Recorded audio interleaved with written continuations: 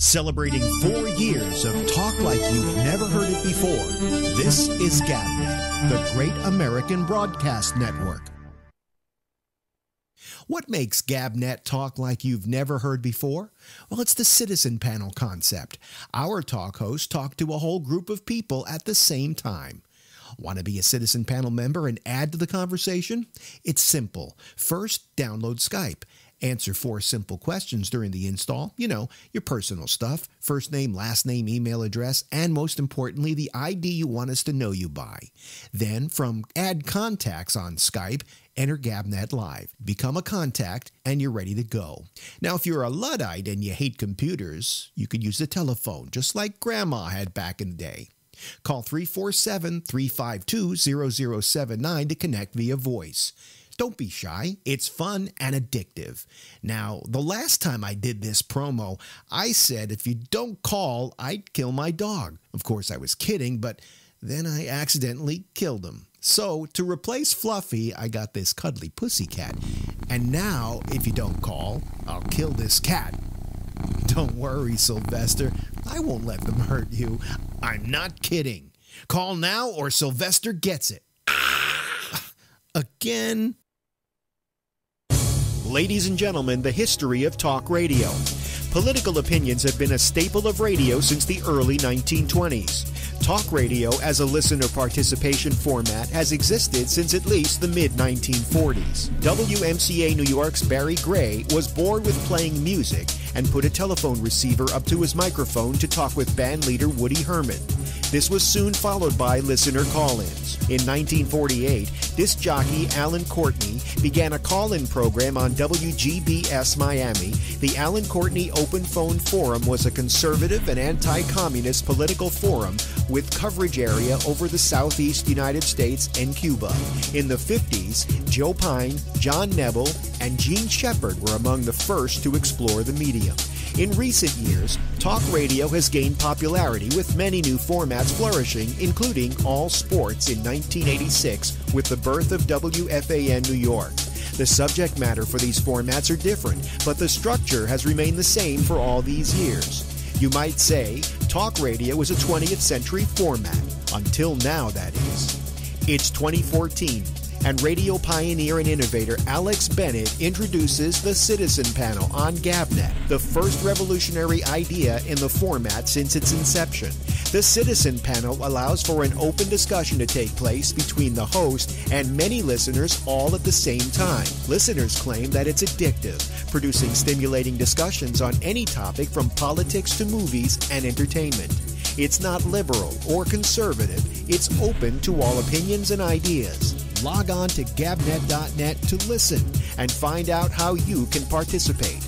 Listen to the programs on GabNet and take a step into 21st century talk radio. GabNet's creator and founder, Alex Bennett, is always looking for ways to stay on the cutting edge. He first revolutionized commercial radio.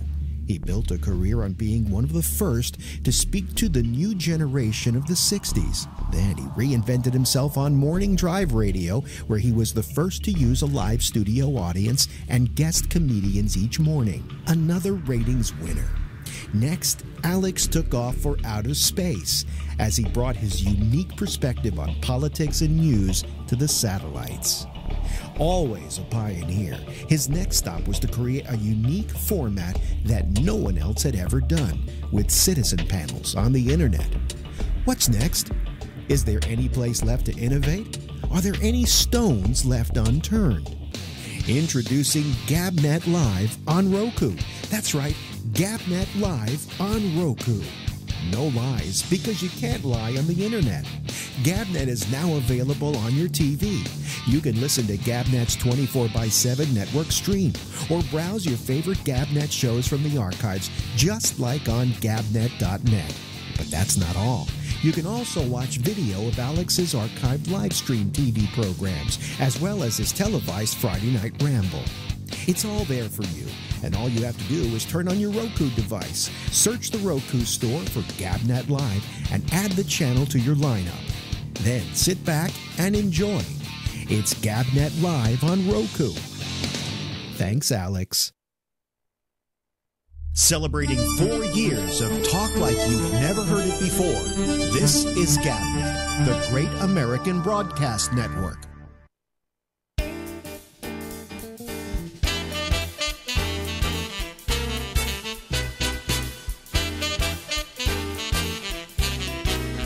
I'm tired of singing it.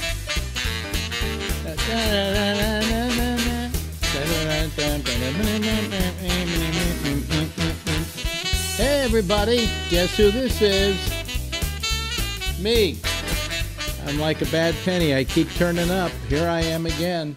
And it's another night here at GABNet, and I thought I'd spend the first half hour talking with you. Okay?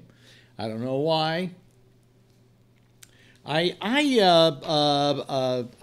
me see here. Where do I start? I put up a thing earlier tonight on my Facebook page, and I took it off. I started thinking about it, and I was very depressed after last night's show because we did our last episode with our friend Jack Garfine and his stories about being in Auschwitz.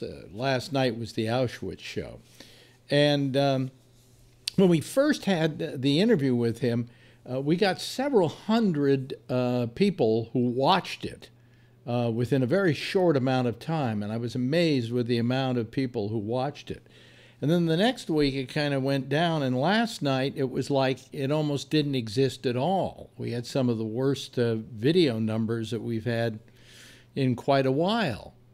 And that really bothered me because I think that the subject matter was so important and so dealing with things that we have to deal with today, that I was really bothered by the lack of interest in what we had to do. Now, I don't know. There may be something going on over at YouTube or at Facebook or whatever in which they're getting very sensitive about stuff, and it's hard to get higher numbers. And I don't know what the story is. I don't know why all of a sudden the audience seems to have kind of disappeared. But certainly last night, if there was any... Also, whenever I have Will Durst on, those shows, he gets very high numbers, okay?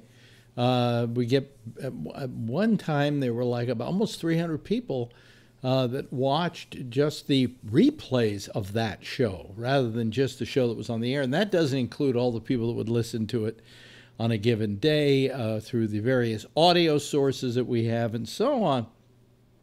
And this week it was just, huh? I was kind of waiting for Will to be on because the last time he was on, the numbers were just incredible. And I can't believe that an audience has suddenly disappeared overnight, okay? Excuse me, I'm belching a little bit here. So I can't understand what the problem is. And it gets depressing and vexing. So today I said to girlfriend, I said, I just think that what I'm going to do is I'm going to quit putting this thing up live on video. This is a radio show to begin with, basically in its concept. And I don't know why I'm doing the video, and that I could just record the video and post it after the show. But when we're doing the show live, just do it completely as an audio version. And that was my, my take on it. And I decided that I said, I'm just not going to broadcast this thing live anymore on video. But then I started to think about it, and I said, well, that's kind of stupid, because whether I put the video up or not doesn't matter. It doesn't mean that people aren't, maybe they'll go over to the audio and listen to it there, but, I'm not going to get any bigger audience by not doing this. And then I thought about the fact that we used to have a much larger audience when we were on Facebook, and I've thought about going back to Facebook. I do like YouTube much better in the way in which it operates, and the fact that, you can go to this page and just sit there and wait for it to turn itself on, which I think is a brilliant way that they've created YouTube and YouTube Live. So then I thought about going back to Facebook. And then I've thought about it. Of course, there's always the other option, just not doing the show at all. because I do get frustrated by the whole procedure. You would think after being on the air 4 years, audience levels would get better, not worse. And I often feel depressed that I didn't do this format, at least the audio format, as soon as I left SiriusXM, because there was an audience waiting for me. Instead, I did the TV thing, and that became much, even though we were sending it out live on audio, that caused a big problem because we found that we had a lot of audience. We had like hundreds of people, a lot of people, almost 1,000 people a day watching it live, okay? And then all of a sudden it started going down, and it started going down, and it started going down. I figured, the show's only getting better and better. Why is it going down? And then we figured it out, and that was that the bandwidth that people were using up to watch the show was too extensive for people who were like watching it on an iPad at work or on their iPhone or whatever. Because once the next month came along and they got the bill for the extra bandwidth, they went, I can't do this every day, because video takes up a lot of bandwidth. So if you're watching this at home, you've got unlimited bandwidth, right? But when you're using your iPad, you don't. All right, unless you're using a Wi-Fi somewhere. So I wasted about 8 months on the video thing, when if I had gone directly to audio, I might have had an automatically built-in audience that would have stuck with me. As to whether they'd still be with me to this day, I have no idea. But I think it would have been a much better thing. I should have done that immediately. So, you win, you lose, and whatever. But we've been doing this about 4 years, and I would think that the audience would grow rather than diminish. And it diminished for one reason. One reason was I took it off Facebook. Now, Facebook has a much larger available audience. And also, when you do the show, it goes out and tells, I have like 5,000 subscribers over at Facebook. And it tells all those 5,000 people, hey, Alex is on the air. And so when the show was over, we had fairly large numbers of people that watched the show every night. When we went over to YouTube, of course, I don't have the number of subscribers. We're something like about 625 or something now. And we keep trying to make those numbers grow. And I've just been working on that a lot. And trying to get more people, but I don't have the 5,000 base to get the information. Yeah, I know you get a little thing that says Alex Bennett's doing a show right now on YouTube because you're a YouTube subscriber and you're a subscriber to our channel, but that's only about 500 and 625 people. So, I mean, I could use a lot more subscribers, but how much can you beg and plead? I put another thing up saying I need some, and I got another 30 or 40, right? So, the YouTube is just a much better technology, okay? No question about it. But my immediate audience would be more available back at Facebook. And so I am thinking about going back, back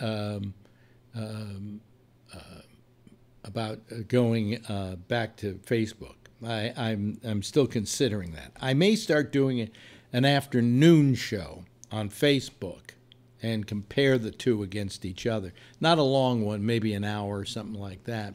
And keep checking out Facebook because, I'll probably be doing it next week from the Meyer studio. It's my other studio. You'll have a different background. But what is it? Forbin says that Kevin Pollak chat show gets many complaints and lower numbers when he does audio-only episodes on YouTube. Well, so what? So what, Forbin? I guess because YouTube has a problem that way. Over at Facebook, I don't have the same problem. And who cares what Kevin Pollak's doing? You know, I care about what's happening here.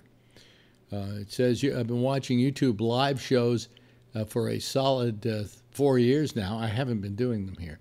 The better ones interact with their live stream comments and stop. No, I'm not going to talk about the fucking chat room, okay? This show is not about the chat room. You people want to chat with each other. That's fine with me, Forbin. But because you won't call this show because you're too cowardly to do so, then don't just say that I've got to pay attention to your fucking chat. You know, what I should do is just, you know, why don't I just not do this show with callers? Why don't I just put the chat room up and we can just read the rest of the show? You know. No, this is a chat show, okay? And if you want to be part of it, the best way to do it is to call. And in case you don't know how to call, you go over to the gabnet.net, and everything you need to know is there. But anyway, so I was thinking of just stopping the video portion of this, or the live video, but then posting the video later on, giving people maybe a reason to go look at the video. But I don't know. None of those things seemed right. None of them seem to add up. The only thing that keeps adding up is, what the fuck am I doing this for? So, and call that frustration, but I am I'm frustrated by that. I don't want to make you feel sad, okay? But, you know, every time I come on here and I start doing a rant, it's usually about the numbers I'm getting and the people who are involved with it. And sometimes all of a sudden there's a spate and things go crazy. You know, I looked on all my YouTube stuff, okay, over the years. And I said, let's start with the most viewed. Let's look at the most viewed. And all of a sudden it comes up, and the most viewed is not these shows. Do you know what the most viewed video is that I have on the Alex Bennett channel? Okay. A video about Ibiza Now and Then. It's gotten about 4,500 views. Yeah, yeah. Do you know what's number 2? A video I did on, it has about 2,500, and it has about more than that. It has like 8,000 over at what's the other thing that I use? Vimeo. Is the video I did on what do you call it? Burning Man. Yeah, that's the second one. The third one, this really amazes me. The third one. The third one is, are you ready for this? Oh, God, you're going to love this. My wedding. Yeah, yeah. It's called Nups, and it is girlfriend and I going up to Lake Tahoe and getting married. And we kind of videotaped the thing. So that is number 3. And then, a little bit below that, what I do is I do these interviews with my ex-wife, Ronnie. She calls it the Alex and Ronnie show, or the Ronnie and Alex show, whatever. And I put it, I run it on the show, but I put it up by itself so she can use it on her blog and website called timegoesby.com. And those have gotten 300 or 400 views, each of them. And also the shows that I had her on before I start putting those up individually are that high. So that's the next highest bunch that I've got. So I sit here and go, why do I do 2 hours of this every night for so little satisfaction? And the answer, of course, is I don't know why the fuck I do it. You know, it's insanity. It's that definition of insanity of doing the same thing over and over again, but getting the same result. But anyway, hey, listen, I want to get some stuff back here. Today in the news, let's talk about the news a second, and it's nothing about Trump. As you know, Bill Cosby was found guilty, finally, in these charges down in Pennsylvania. in which he was on trial for, I guess it was called assault. And there were 3 charges, and the jury found him guilty on all 3. Now, originally he had a trial, and this went on about a year ago, I think, if I remember correctly. And it was before all of this Me Too thing happened, all right? Before Harvey Weinstein and all this other stuff. But, he was still looked upon with great vilification, and he went down there and was put on trial, and the jury couldn't come to a verdict. It was a hung jury. And so the state then decided to try him again. And they tried him again in what I would call a new atmosphere. Okay? Now, I want to say something. Before I go any further, I don't want you to think that I condone anything that this creep Bill Cosby did or has been accused of doing. I think it's terrible. Okay? I don't like it. And I think it is just the worst kind of behavior and makes men everywhere look terrible, okay? And doesn't help the image of black men either, all right? So I'm not standing up for Bill Cosby, but what I am standing up for is, how do I put this? There was not an atmosphere of Me Too in the last trial. In this trial, there was that atmosphere. The difference between the 2 trials were a couple of things. Number one, the judge allowed former women who had been assaulted by Bill Cosby to tell their story in court. Now, whether they were telling the truth or not, we don't know. You just have to assume that they're under oath and they will tell the truth. Okay? In the first trial, it wasn't allowed. And the reason, I think only one was allowed in the first trial. And the reason why it was allowed in this trial, according to the judge, is, well, it shows a pattern of this sort of thing, and therefore makes the credibility of the current situation much more obvious. And so this trial went in with a whole different set of rules and, I would say, social atmosphere. And therefore, I don't know that Bill Cosby had a decent chance at this point. I said, if they're retrying him now in this atmosphere, he's going to get hung because and if 3 years from now he were to get tried and it was in a different atmosphere, he might not get hung. That's the trouble with the judicial system, is that justice isn't blind. Justice is a product of the times. And a lot of times people have been found guilty of things that later on in future years they would not have been found guilty of, but because at the time the prevailing social bearing was different, they turned out differently. You get what I'm trying to say here? In other words, I think that he was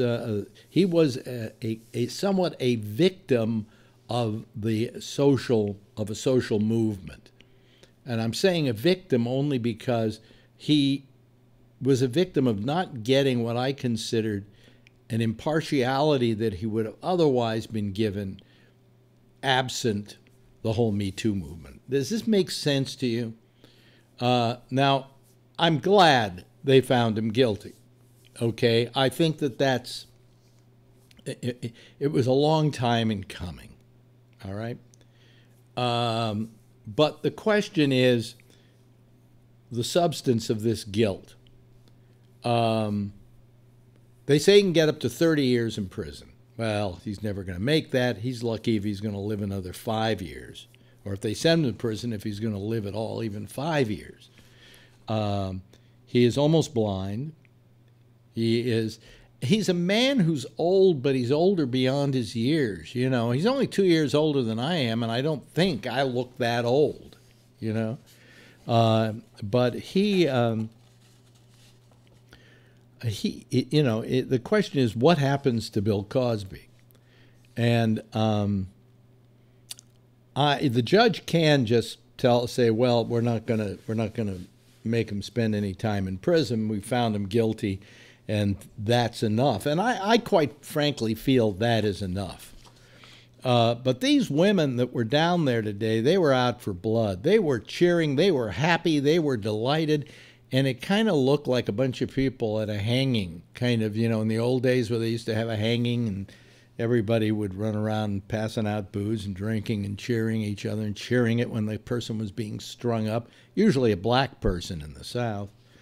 And I just found the whole atmosphere terrible. And then there's Gloria Allred up there, who I have a decent amount of respect for Gloria Allred, but she does use these situations. And she's up there with 5 of these women she represents, and she's saying blah, blah, blah, blah, blah. And everybody is making a day out of it. And Bill Cosby is sneaking out the back, looking very dejected, very depressed. And I couldn't help but think to myself, wow, what a terrible fall from grace, Now, Dave Chappelle said something in his act, and I wish I could play it for you, but unfortunately it's copywritten, and I would probably then get a nasty note from Netflix or whatever, because they paid him, $2-3 million for these specials, so they want to get their pound of flesh out of it and not give it away to somebody like Alex Bennett. But Dave Chappelle said something in one of his specials. He said, let's look at this Bill Cosby thing in a slightly different light. Let's look at all the things Bill Cosby has done that are good. He said, Bill Cosby has been a very philanthropic person. And I have a list of the foundations that he gives money to, and not just, $10 to this one and $10 to that one, but millions of dollars he has spent giving money to these organizations. The Airlift Research Foundation, the Bob Woodruff Foundation. I think that Bob Woodruff Foundation is for people in war who have been injured. The Children's Miracle Network Hospitals, the Hello Friends Ennis William Crosby Foundation, the Jackie Robinson Foundation, Jumpstart, Keep a Child Alive, and the Robert F. Kennedy Memorial. That's just to name a few of those things. Now, let me read something here. It says, he's been a race man for decades, and he has rewarded those communal stakes with literal investment. Black colleges and prospective black college students were buoyed by his philanthropy, while his collections of black art graced important museums even before his late career turn as Black America's moral scold, because you remember he started scolding black kids for wearing their pants too low, like Phil. Cosby had spent decades leaning into his popular image as a paternal figure to bolster his influence as a paternalistic one. And yet there have been notably few high-profile defenses of Cosby. Most of the statements from former Cosby Show cast members have been along the lines of Knight Pullman's, respectful to the man they still call Mr. Cosby, but cautious and tepid. It did take a while for the drumbeat of accusations against Cosby to spur the many black institutions linked with him to start distancing themselves from him. In 2015, Spelman College, the famed all-women's institute in Atlanta, whom Cosby and his wife Camille donated, are you ready for this, folks? Donated $20 million in the 1980s, quietly did away with the endowed professorship that bore his name. Central State University, a black school in southwest Ohio with whom Cosby had bestowed millions, removed his name from the building that housed its School of Communications, and other institutions have made similar calls. And for universities and colleges without large endowments, these are tough decisions to make. But the fact that these moves were met with little uproar is telling of just how much Cosby's power and influence has waned. That's why it's worth noting how much the very real political position of Cosby himself occupied. The kindly cultural ambassador of negritude has become, if not entirely outmoded, at least viewed far more skeptically. Yet here is a guy donated $20 million to a black college. Come on. In fact, was it a black women's college? Wait a minute. Hold on a second. I have to go back to it again. A famed all-women's institution in Atlanta that Cosby and his wife endowed.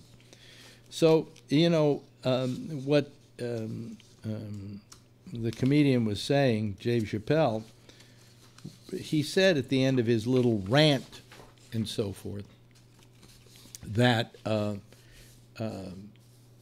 he felt that we ought to all look at Cosby as a case of, well, you got to take the bad with the good. In other words, yes, he's done terrible stuff in that part of his life, but the rest of his life was exemplary. I mean, in television, he had a TV show that was #1 in all of television at a time when blacks didn't have TV shows, okay? He started Fat Albert as an educational product for young black people, all right? So this guy is a man to be admired. And yet, when something like this happens, we tend to throw out everything that is to be admired and don't pay attention to that. It means nothing, all right? And the fact is that these colleges shouldn't deny that he supported them. They shouldn't deny his philanthropy towards them, because this part of his life is a different part of his life than what made him a philanthropist. This was if you want to call it a weakness, it was a bad part of his life. It was perhaps something that when he was younger, a lot of guys gave women drugs to get them high enough so they'll fuck them. I never did that. I thought that was a terrible thing to do, but the guys did it, and it wasn't looked down upon. Bill Cosby, if anything, is the biggest victim of socialization, of the social mores changing and him being swept up in the middle of it. What he did was terrible. What these women have said he did was untoward. Nobody should do what he did. But still, do we do away with the man's works? Somebody mentioned today that the networks who have been carrying the Cosby Show, the cable networks have been carrying the Cosby Show, are now no longer going to carry the Cosby shows. Well, why? That was his work at a time when he was doing fine work, and it was great work, and it was important work. And is it any less funny? Is it any less invigorating? Is it any less important now than it was then? And do we deny the man's art? I'm watching a thing on Picasso. Picasso was a terrible guy. He was a terrible guy towards women. He was a real rake, And yet, do we say Picasso's art should be taken down from museums because of the kind of human being he was? No. I don't know. I just was very bothered by not the verdict, but the way the atmosphere in which it came down. Okay? And that it was a lot of women getting even with a lot of guys, which brings me to my next point, and this is going to drive somebody like Amy nuts. Okay. She has a show here on this. Well, her friend has a show, and she is a permanent guest on it at midnight. She'd probably come down to me for saying this, But I'm really afraid for men. Men are good. We're a little stupid. We're a little dumb. We're a little goofy. Sometimes get led around by our penis. That's one of our biggest problems, But most guys are okay. They're good people. And yet I feel that we're literally being attacked now. And I hear stuff coming out of women that if I were to say it about men, about women, things they're saying about men, if I were to say them about women, I would be considered the worst sexist in the world. I mean, the kind of tripe I hear from somebody like Amy on Jack's show. You know, I mean, it's sexist. It's just pure, utter sexism. And yet, because women are doing it against men, it's okay. It's all right. And no, it's not. It is just as bad as when men do it about women. And I always had a great deal of respect for women. I don't think I could ever be accused. I mean, unless there's some nutcase out there who imagines something. You have no accounting for that. But I don't think I've ever done anything that would ever be considered untoward or anything approaching rape or forceful sex or whatever, you know. Mainly because I was so afraid of rejection, it took me a long time to even come on to somebody. But anyway, the point that I'm making is that I'm just afraid that guys are now very subject to this sort of stuff. Now, today it was announced, there's a rumor running around that Charlie Rose is going to have a show. And the show is going to have on as its guests guys who have lost work because of being accused. I think it would be fascinating and interesting because you get somebody like Louis C.K. and you really, you know, if I think about it, I got to defend Louis C.K. I don't think there was anything really terrible there. Okay, there were some misjudgments, but he got caught in the very beginning of this Me Too thing, and if you were in the very beginning of that, you didn't get away with it. If you were later on in it, you could kind of finesse it. You know, people didn't automatically think you were guilty. But he wants to do a show about this, or they say he's going to do a show about this. And people are complaining, how dare he have a show on the air? But, you know, it'd be interesting to see these guys come in and explain, you know, their side of the story. Because, you know, Louis C.K.'s side of the story has never been told. And I don't think we'd have to worry about seeing Weinstein because I don't think he's got a story to tell. I think that Weinstein is probably as guilty as anybody could possibly be.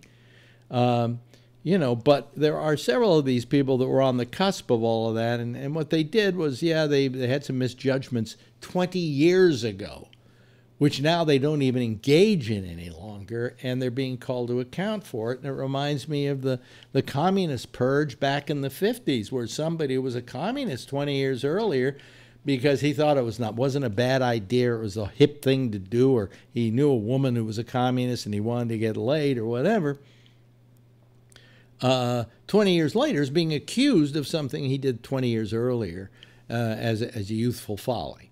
So I just think that, you know, what I saw today after it was over with was more kind of like a lynching party. These women kind of rejoicing and, oh, we got him, and, you know. No, you got to realize it's not a happy day. It's a sad day. It's a sad day for a career that was important, for a guy who helped his community a lot.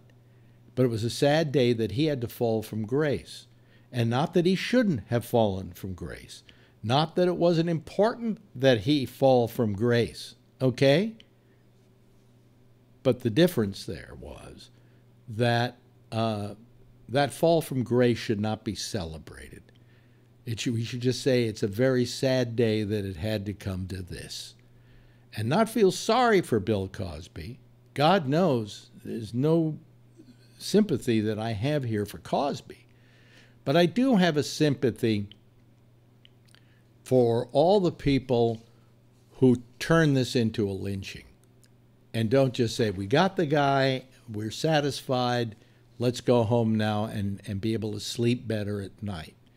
But no, they couldn't do that. They had to hold a press conference and yada, yada, yada, and we got the guy and this thing, blah, blah. Meanwhile, there's Cosby sneaking out the back door. And the only thing that Cosby did that I really appreciate in this whole thing is when they finally were discussing whether he should be allowed to go home or not, and he's going to go home till there are hearings and so on and so forth. It's about 3 months. The attorney, district attorney, said we shouldn't let him off on bail because he's a flight risk. Because he owns an airplane and he could take off at any time. And Cosby stood up. It's the only thing Cosby said in court, and looked at the guy and went, I don't own a fucking airplane, you asshole. Now, what was great about this is a quote now in court, right? A quote from Cosby, the only thing he said. And so on television, all these people are reporting it, and they're using the word a-hole. A.hole. Come on. Become adults. Asshole isn't one of those terrible terms you can't use. And one of the people did use the term, and I said, good for you. I'm glad you used it. I think it was over on CNN they used asshole. Anyway, so there's just one more thing about inappropriate sexual behavior, and this involves my old friend Stan Lee. He's been hit with a lawsuit filed Monday accusing him of inappropriate behavior during 2 massages in 2017. That's last year. The suit was filed by a Chicago masseuse. Maria Caballo filed the lawsuit Monday seeking more than $50,000 in punitive damages and attorney fees from the 95-year-old writer and artist. Let me repeat that, the 95-year-old artist and writer. This means that when he was accused of this stuff, he was 94, okay? The Chicago reports that Lee's attorney, Jonathan Freund, called the lawsuit a shakedown and says Lee denies the allegations. Chicago police are reportedly investigating after Carballo also filed a complaint with them. According to the complaint, Lee fondled himself during the first massage and moaned so much during the second that Carballo stopped the treatment. Since when is moaning inappropriate behavior? Especially when you're getting massaged. I mean, if I'm getting massaged, I want to go, ooh, ow, ooh, oh, yeah, wow, ooh, because it's making me feel good. And if it has a happy ending, as some massages do, Anyway, Lee stood up angrily and demanded Carballo keep massaging him. So that's the latest in the let's go after somebody of inappropriate behavior. Let me take my shirt out. It's looking terrible. Anyway, that's the whole thing. I mean, where are we? Let's go turn the phones on here and see if anybody's going to call tonight. Tonight is a feel-free night, which is a good thing at times because I call it Get a Word in Edgewise night, and it'd be nice if you were to call and prove that we get a nice amount of callers even when Phil isn't here. That would be greatly appreciated. So the lines are now open, and we're waiting for someone to start off the whole thing. I start off saying, I don't know if I'm going to be able to talk for a half hour. That's the first thing in my mind. It's not going to, in the first hour, am I going to be able to talk? And then all of a sudden I find that I've gone 40 minutes talking. So anyway, I know that Renee's out there. She probably disagrees with all that I've just said. I'm just saying it's not a day to celebrate, okay? It's a day to feel sad that a life has come to this, Here's Renee, and she'll probably take me to the woodshed on this one, Hi. Oh, crap. Huh? There she is. Oh, there it is. Much better. Yeah, she's the elephant in the room. And now here comes Jeff. He's calling in. Hello, Renee. Hi, I've got you on too many times. You got me on too many times? What do you mean? Too many places. I'll call you right back. Oh, really? She was double talking. Huh? She was double talking. I didn't hear her double talking. Yeah, I did. You did? I didn't. No. Yeah. But anyway. How you doing, Jeff? Good. What'd you think about the Cosby thing? Oh, I'm not as enthusiastic as you are. What do you mean? What do you mean enthusiastic? I don't know that I'm enthusiastic. Well, you kind of like giving him a pass. No, I'm not giving him a pass. That wasn't what I was. And I said in the back. beginning that I didn't want people to think that. What I was doing was I was trying to put it in perspective. It's perspective from your point of view. Well, yeah, Seriously. of course. My point. Okay, so let's get this straight. First off, you bitched about Louis C.K. and all of the rest of them that didn't get their day in court, that were tried in the public, and that they were found to be guilty and they lost their jobs, and it's so awful, yada, yada, yada. Bill Cosby gets taken to court multiple times. He gets tried in court. Yeah, no. It comes back that he's guilty. Yes. And what are you still doing? What am You are still giving him a pass. I'm not giving him a pass. You're giving him a pass. No, Renee. I'm not giving him. many times I have you said done in the very beginning that I wasn't giving him a pass, that this was a terrible behavior on a human being's part towards other human beings, and that I found it despicable, and always did. But what bothers me is the social atmosphere which created the difference between the previous trial and this trial, and social atmosphere should have nothing to do with it. He should have been just as guilty a year ago as he is today. So one could say that the atmosphere before this trial was not quite pro-woman, or not quite on a level basis, and therefore he was released and wasn't charged. But now they brought him back up on the same charges, and because of we have more say, he gets tried in court multiple times, and you come back and still say the same thing. Poor man. No, I will not allow that, Renee, because what you're doing is you're misquoting me. You're misquoting me. I never said poor man. You said, I said, I'll tell you what is sad. What is sad is that a man's life turned to this. You know, that because of this dual life, so to speak, that he was living, that his life and his good work should come to this. You know. But he had choices. He had a choice. I know. I'm not saying that. I'm just saying that it. So when you say you need to weigh out the differences, Greek tragedies were always about people in a high position losing that high position because of terrible things they did. You know, and this is a Greek tragedy.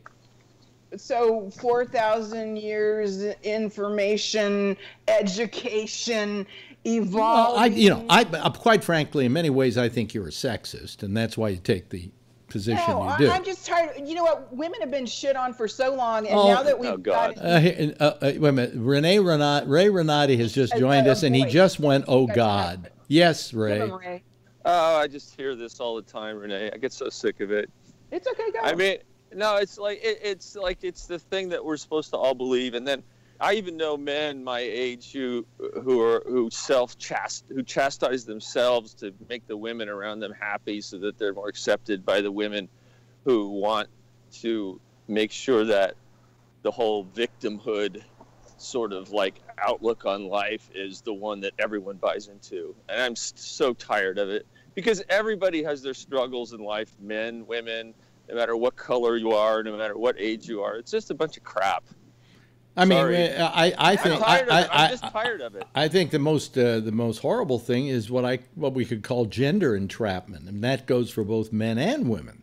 That we've had roles to live out, and quite frankly, I never like to have to live out the role that I've had to live out as a male, about bringing home the bacon and doing all of that, and that makes you a male, and the pressures that entails.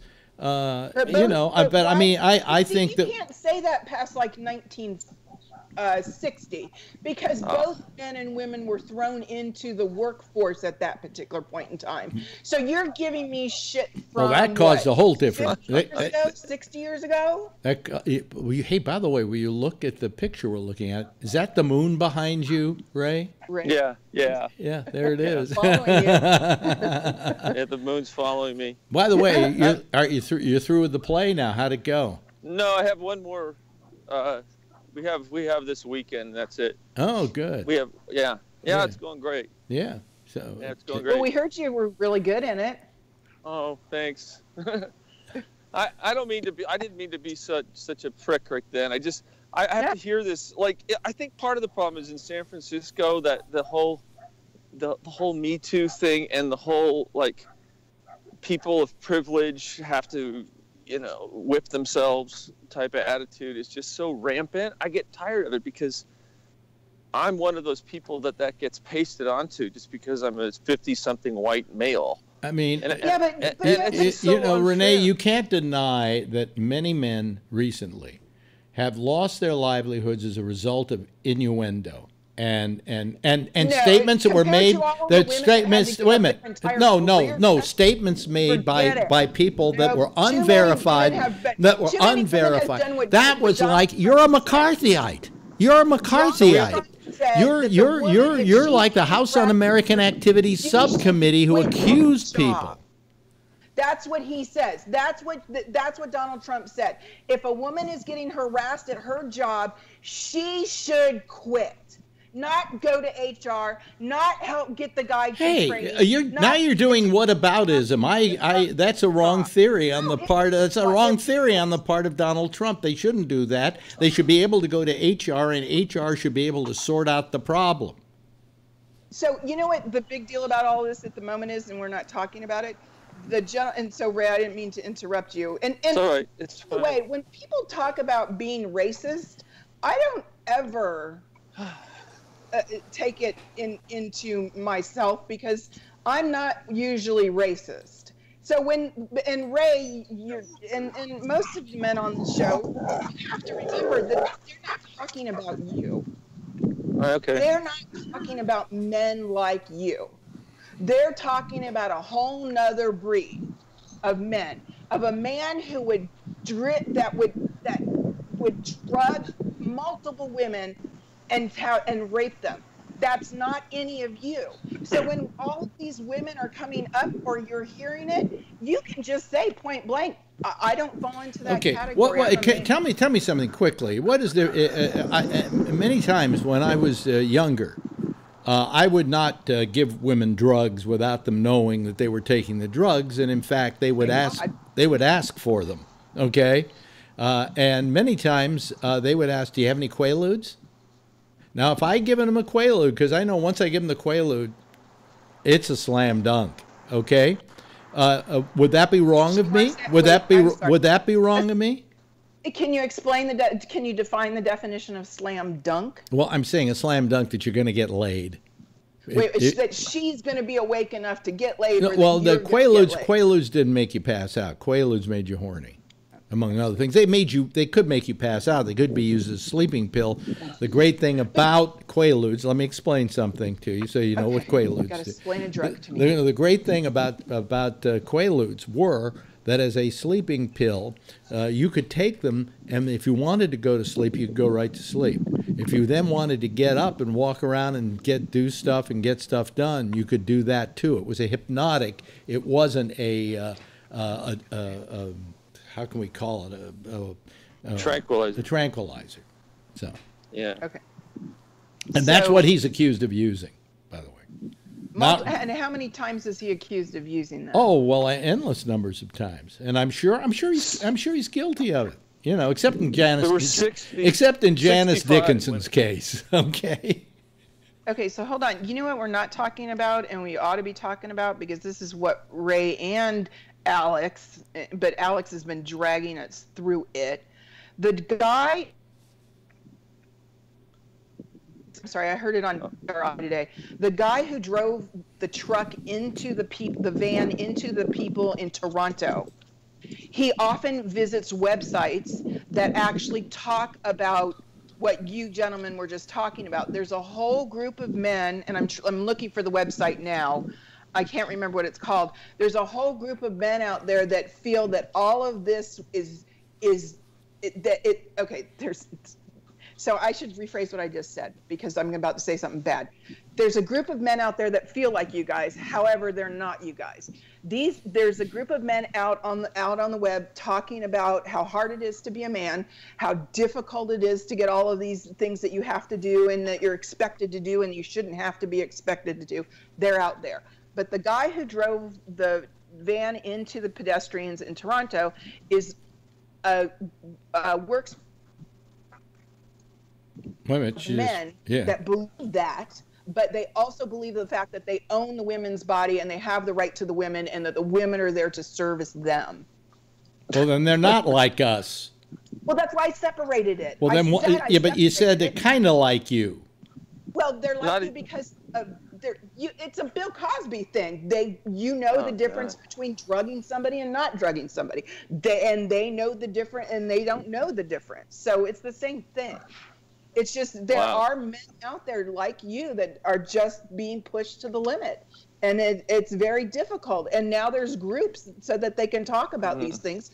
And you don't have to be alone about it. But how are they being pushed to the limit? By the women? No. What's us again? Not because they have to have a career. Not because they have to bring home money. It's because of the women. Oh, my God. That was an eye roll. It's not our fault. We didn't create the rules. We didn't say the men are the only ones that have to go out and earn a living. And then as of World War II, we were all forced out into, Americans were forced out into the job track. And both men and women suffered because they lowered the wages for all of them, because it was easier to pick a new person than it was to pay them something. Yeah. Ray, am I wrong?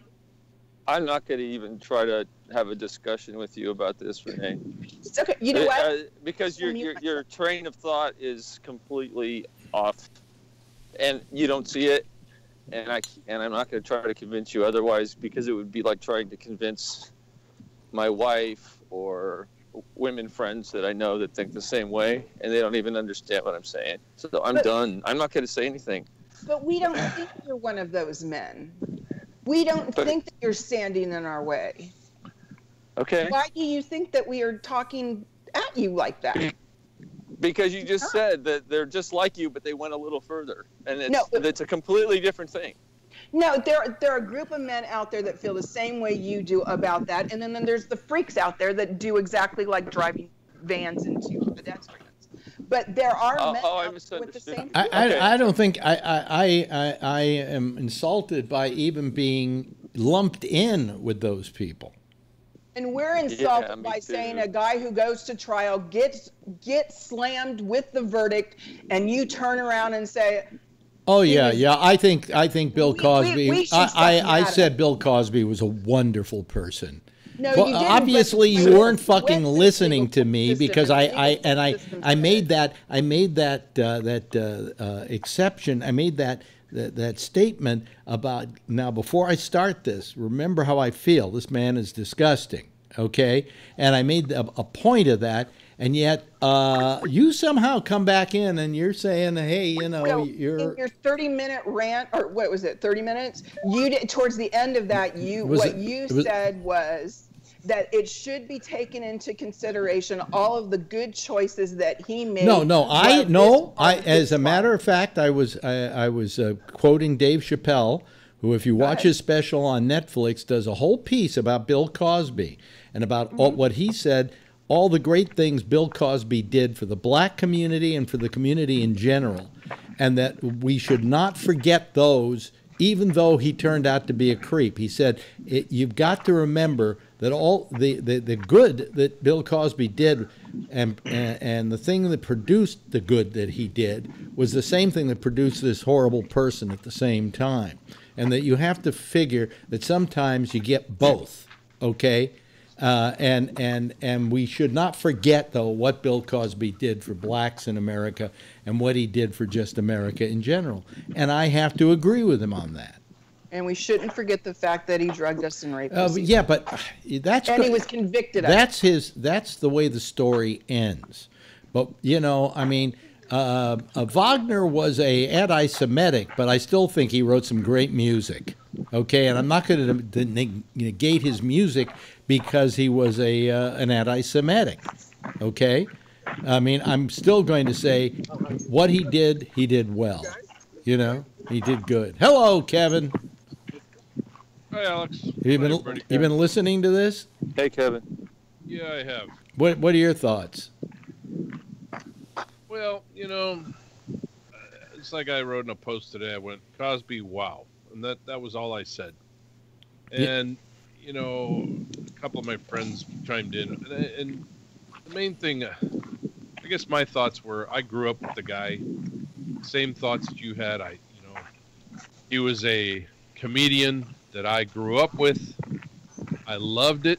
You know, I loved him when I grew up. Hang on my damn clock is going off and it makes all kinds of noise.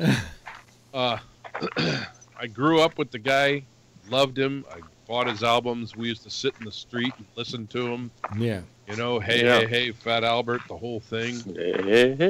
And loved it. But you know what? I was pissed off as hell today when he was brought to trial and was found guilty. And, you know, the shit that he did was wrong. And I thought, you know what, dude, you screwed up. Yeah. You plain screwed up. And, you know, the fact that, should I chastise him? I don't think it was right for them to, you know, do the public lynching thing, but just let him go away. That's the way I look at it, is let him go away. Breathe. He screwed up. He did what he's doing.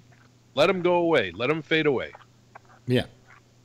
You know, I don't think he should have been publicly lynched. Let those people say what they say. They did, you know, she did get, you know, screwed literally. But, you know, it wasn't, I don't think it was really, I don't know. I got to fix my phone here. It's called rape. Go ahead. Okay. It's called rape. Jeff has his hand up. It's called rape. Jeff has his hand up. Yeah, I mean, I look at it that if it wasn't him who did the same exact rape, frequency of rape, and that the last time it's been proved in law that he's done it, at least this time, he has to go at least to some kind of a prison or some kind of response has to happen to him. I have a prediction. Now, if just because he's got $78 billion that he gave to some college, it's not a pass. It's not a pass, but you have to add that in. In fairness, you have to add that into the legacy because that's part of who the man was. There was a very you can write. That's for there was a very that's for a philosophical book. You can write all about him, about the plus and minus to him. But we're talking about today. It's time for the guy to go to prison. Well, I don't think he's. I don't think. I don't think what he did to that woman. I don't think he's ever going to wind up in prison. Well, that may not be exactly prison. I don't know what. You know, whatever it's. I think there'll be enough lawyering going on for 5 or 6 years that he'll be dead before, you know, if this doesn't kill him, he'll be dead within 4 to 5 years. He'll never wind up going to prison. So well, they said they were going to appeal it. So all that crap is going to he'll be dead before he. That's what I said. It all get through court. Yeah. Yes, Ray.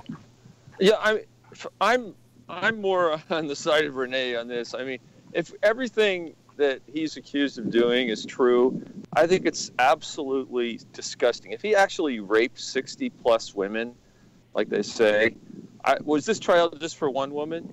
I don't know. This was for one woman. But if he really did all of that, I mean, if that was just some guy on the street, he'd be, you know, locked away forever, and everyone would hate him, and you wouldn't. Right now, I have no respect for him whatsoever. It reminds me of OJ. I grew up worshiping OJ and Bill Cosby, and when I found out OJ killed 2 people, which I'm sure he did, I don't care how much I worship the guy. He's an asshole. He's a total asshole, and it erases all of that in my mind. And I same agree thing with that. Bill Cosby. I mean, it's disgusting. It's absolutely disgusting and sick. Yeah. And, you know, I guess the first few times, maybe he felt guilty, but then it just got so easy, he kept doing it, maybe. I don't know. But whatever, it's beyond me, and I don't want to have anything to do with the person. Think about him, disappear. Yeah. I don't care. Yeah, no, I mean, if he has some sort of mental illness, well, that's sad, but that's all. I was just saying that it's like a Greek tragedy, in which it is in a way, yeah. Yeah, I mean, you could write a great Greek tragedy about this. I mean, right now my emotions are just complete disgust and disdain. That's all. Well, I felt mad, and I was mad at him too. I was mad that he did this to a public who really truly cared about him. I mean, he was beloved. Yes. He wasn't just liked; he was beloved. And, right there, yeah. And I think a lot of people feel the emotions will go to mine or they will go to Renee's, and a lot of those are based on the fact that this was a guy we loved at one point, that was somebody we looked up to. Yes, Jeff. I want to say that even though Renee and maybe myself have a different opinion of you, I think we both, at one time in our lives, we thought a lot about that guy. Yeah. He was funny. He was entertaining. He was a little bit different. Okay? Yeah. And he was a person that really positively affected a lot of lives for a lot of, I'll say, young people and then older people. And he was terrific. But then you start raping women. Well, he had been doing this behavior. Now you kind of lose what I call it. Now you lost your past ticket. Well, I mean, he think about it. If I look at it the way I was looking at it when I was a kid, he was doing that shit. Oh, yeah, exactly. Oh, you did not say that. Yeah, no, he was. He was doing this all the way back when. Yes, Ray had his hand up. Yeah. What's interesting? Have you ever watched him on any of the on the old Carson shows and stuff? Yeah. He would joke sort of about this type of behavior, and everyone thought he was just kidding around. Yeah. But he was telling the truth. He was telling the truth. He was actually talking about what he did. And exactly. You can go back. I've gone back and watched him. It's just, and we all thought, oh, he's just joking around. It's funny. Carson thought he wouldn't do that. He wouldn't do that. But he was actually doing it. And he was telling everyone. That's sick. I just did the math. And you know why he could work it into his act? Because that was the zeitgeist. That was the tempo of the times. And that kind of humor, you do it and everybody goes, ha, ha, ha, ha. Well, today we wouldn't laugh at that. Today we wouldn't laugh at that, Yeah, I remember that was the in thing in the 70s, I know. But because of all the drugs and partying and everything. Yeah. But still, he was doing it. Well, what was it? I was watching an episode of 2.5 Men, and I started listening to the humor in it, and I suddenly realized that this was humor, which today those shows are already out of date because you can't make fun. He was always saying, "I got to tap that woman," or I'm going to go do that woman over there," or here, I'll show you how you do it. And boy, it's a lot of wind noise now coming from where you are, Ray. Oh, sorry. Let me. It's me. Yeah. Yeah. There you go. Yeah. Okay. Anyway, now you turn your camera the wrong way, and we don't have the widescreen on you. There we go. Good. I got a question for Renee. Yeah. Okay. I think there should be a referendum on how long the statute of limitations should be, that people could vote on and choose, maybe extending them longer than they are. And I think only women should be allowed to vote as far as rapes of females. So there's a couple problems with that because the fucking men, and like Phil, each state gets to choose. Each state gets to choose how long any criminal action is allowed to be. Well, in California, they extended. But California has one of the better laws. No, in fact, it never runs out now. Right. The and only you go to things some that place never like run out, the only two Minnesota, crimes that never run out now in California are rape and murder. but it's not across the United States. So when you ask a question like that, you're asking basically a question for 3 states. So I don't know if the other 47 are just. Well, I'm kind of against it. I think there should be a cutoff date. It probably shouldn't be as little as it is now, and shouldn't be as much as it is. I don't think that you can say that somebody can go back 40, 45 years and accuse somebody of rape, because then all the possibilities of people who could clear you or whatever. I mean, half the people are dead. You know what I'm saying? I mean, it Sorry, he's wiping his butt. Oh, the dog. Yeah, yeah. I think the only answer is for everybody to wear body cams. They're pretty cheap. Well, I'll tell you something. If I were in a dating world now and still working in radio on the air somewhere, I would be very careful about when I dated somebody. I'd probably get a lawyer and make them sign stuff before I even went out with them. You know. Ray, are you over at Middlefield? In Palo Alto? Yeah. Are you in Middlefield and Palo Alto? Ray. Or What's your dog park? Wait a minute, turn on your microphone. Your microphone isn't on. Muted. Ray. Oh, sorry. I shouldn't ask him a question when he's muted. I apologize. Yeah. Yeah, that's a nice park. What? All of a sudden, it's really dark. He's gone dark. Yeah. Turn on your microphone. Turn on your mic. Ray. I don't. You know what, Alex? The thing is, I think it's on now. Oh, it's on now. Yes. Yeah. Is it on? Okay. Yeah. Yeah. Okay. Are you at the park in Middlefield? Or are you Go ahead. closer to downtown? Yeah. Oh, Middlefield. Yep, I know exactly where you are. We used to hang there too. Cool. It's a great place. Has the dog taken a dump already? I Not yet? don't think so. I got my bag here. I saw her wiping her butt there, but Yeah.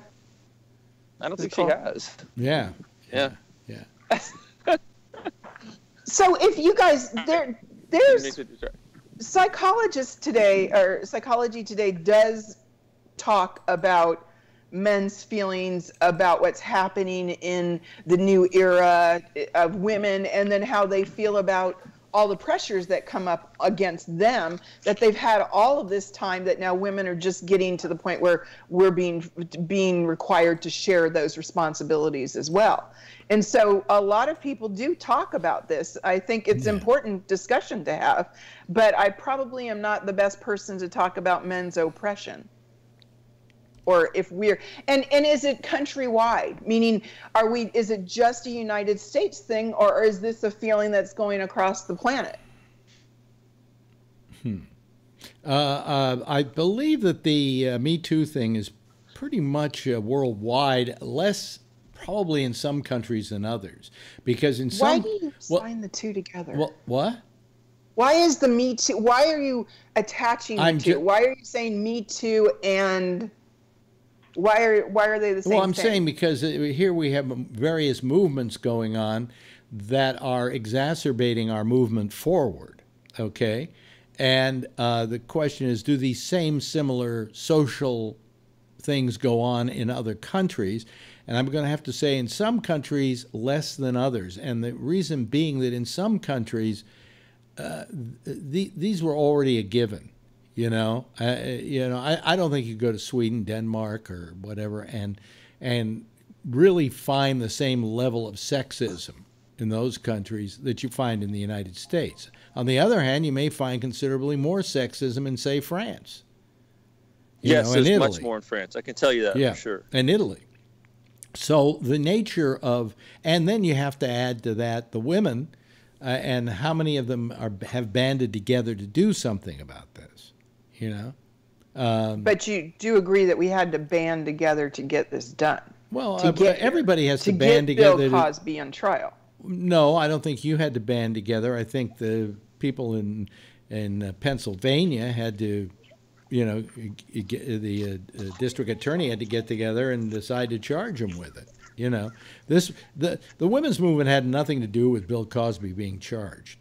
It had to be with the perseverance of the women, the one aggrieved woman who kept pushing it and charging him, and she was the only one they could charge. They could charge him because the statute of limitations had run out on all the rest. Okay, this was the one they could get him on. Right. So then, in this case, because there's so many of them, don't you think a statute of limitations is ridiculous? Well, yes, I do, because we got him anyway, didn't we? Yeah, that took, what, 10, 15 years? Well, Thank you. That was all I had to do in my entire life was to get back my then, fist into jail. a lot of women, how many of these women at the time actually went to the police and even complained because they were afraid of reprisals or because they felt that Cosby was so powerful that they couldn't fight that kind of power? You know, the gymnastics trial that went on, 156 women testified against him. So not one of those women were believed. I think only a handful of those actually testified against him. That was all that was needed. But there were those that when the trial was concluded and he was found guilty were allowed to speak to him, and that amounted to. How many of them went to the police station? I don't know that it was 100. Multiple went to multiple, the police station. But not the 150. Not the entire amount, no, but many of them did, and they were all said the same thing. Go away, you're a stupid little woman, you don't know anything, the doctor knows more than you. Well, do you know that that's what they said to him? Yeah. No, you do? Actually, did you read the remarks of the police, the guy who was in charge of the police department at the time? No. He was very, very sorry that he didn't believe all those women that came in. He was very, very sorry that he he's an asshole because he's an asshole because if one woman comes in, maybe you can have your doubts. If two come in, you could say they were in collusion. When you got 5 coming in, you got to start thinking, hey, maybe we should send somebody out to his place to check on this. You know, I mean, how many people have to come forward before you suddenly decide to do something about it? You know. Well, but see, you keep saying it's a given. If a woman opens her mouth and you're saying everybody's going to stop and say we're going to court. You're saying it's a guy thing, and I don't think it's a guy thing. I think it's a police thing. I think they were the victim of a lot of other things before that. You know. And also they were kids too. You know, kids don't get believed that much when they come forward. Some of them were underage. Some of them were not. No, but and some of them were guys that were not underage. There was a guy in that was not underage. Yeah, but what I'm saying is that there were all kinds of reasons before the fact that he was a guy that they got dismissed. You know, the police have a tendency to dismiss things of those nature. They always dismissed, women who were being beaten by their husbands, because of what it takes to prove that sort of thing. You do realize that still happens frequently in Mississippi, Alabama, Oklahoma. Of course. And there, by the way, there are wives who beat their husbands, and the husbands are too embarrassed to ever turn them in. That's true. Yeah. So let's remember that.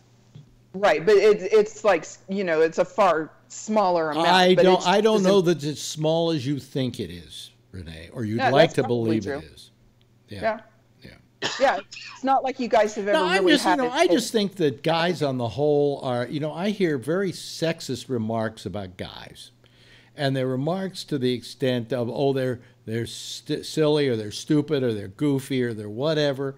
And we're portrayed by women in a certain light. And I don't like that any more than I like guys. Man, boy, if I was blonde, that would really suck. I don't like guys. who portray women in a certain light because they're women. I don't like guys who portray blondes as being dumb, just like you were just. Well, let me get my triples up there, and then you can have a discussion with them. In fact, the only blondes that I've ever known were pretty damn smart. Otherwise, I wouldn't have gone out with them. It doesn't. So each side has the ability and has in the past used very bad judgment while listening to other people's feelings about things that have happened that they might have been a victim. And whether it's a police officer that isn't listening, or whether it's a court system, or whether it was me not listening to Ray correctly, then it's still wrong. It's a big wee for you because you're talking about the way the cops treat women. How about the way they treat blacks? I mean, come on, there's a lot of groups that have been oppressed by cops, okay? And it has nothing to do with gender. Did you not see the poor woman in the fast food store that the cops wrestled to the ground, and her top was completely off by the time of it, and they still kept filming her and they put it on YouTube? No, but she was just eating her food. No, but So I don't really, go it's online such a looking. I don't go outnumber. online looking for those things. Did you see it, Tim? Did you see that video? Tim? You didn't see the No, cop I did arrest- not. See, I'll if Tim post didn't it. see it, then it doesn't exist. I see what I want to Yeah. see. By the way, that's a beautiful moon out there in California. You know, it's a moon. Yeah. It's a moon you're going to see soon, Renee, out there in Hawaii. That's right. Yeah, It's The coming. sovereign nation of California. sovereign nation I of think- California. Yeah, I think we're all manipulated a little bit by the media, and not a lot, actually quite a bit, because I think it's terrible that cops are shooting black men a lot. But if you go on YouTube, there are a lot of videos of cops shooting kind of like lower income white men too. I think it has a lot of it has to do with status in society, like where you fall in the economic scale in terms of like if you're getting shot or not. yeah. And I'm not saying that blacks don't get shot more, but I know a lot of white and anybody of any race who has a certain demeanor or a pickup truck or says certain things is probably going to get shot more often, Yeah. no matter what color they are. Yeah. But I mean, yeah. But we're all trained to believe it's all blacks getting shot. Yeah, And but it's I'm glad not. I'm glad Phil isn't here tonight. Otherwise, we'd have to hear 20 minutes of how wonderful cops are. You know? Well, Ray's got a good point. What was MSD, Marjorie Stoneman Douglas High School? Those weren't black people.